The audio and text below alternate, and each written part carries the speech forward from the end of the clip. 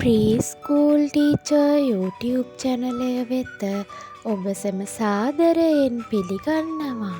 ඉතින් පුංචි දුවේ පුතේ අද අපි බලන්න යන්නේ වැස්ස වැඩි වූ විට පරිසරයේ සිදුවන වෙනස්කම්. ඒ කියන්නේ වැහැලා ඉවරුනාම අපේ පරිසරය පේන්නේ කොහොමද කියලා. ධාරානිපාත වර්ෂාවකට පස්සේ මේ වගේ කාණුවලින් වතුර ගලා බසිනවා. පාරවල් මඩ වෙලා මඩ වලවල් හැම තැනම තියෙනවා. ඉතින් එතකොට ඒ මාර්ගවල යන්න එන්නත් අපහසුයි. මේ වගේ ඇල ගංගා නේද පිටාර ගලලා තියෙනවා. ඒවයේ වතුර පාට වෙනස් වෙලා තියෙනවා. ඉතින් මේ බලන්නකෝ උතුරල ගිහිල්ලා නේද?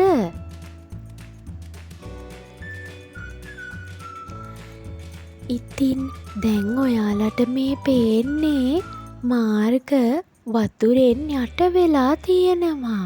ඉතින් ඒක ගමනාගමනයට බාධාවක්. බලන්නකෝ මේ එන වාහන ඔක්කොම එන්නේ වතුරේ. ඉතින් මෙතනින් පයින්නම් කෙනෙකුට යන්න එන්න අමාරුයි. ඉතින් පුංචි දුවේ පුතේ අද මං ඔයාලට පෙන්නුවේ ධාරානිපාත වර්ෂාවකින් පස්සේ අපේ පරිසරය වෙනස් වෙලා තියෙන හැටි. තවත් මේ වගේ ලස්සන වැදගත් වීඩියෝ එකකින් ආයෙත් අපි හම්බෙමු. ගිහින් එන්නම්. බයි බයි.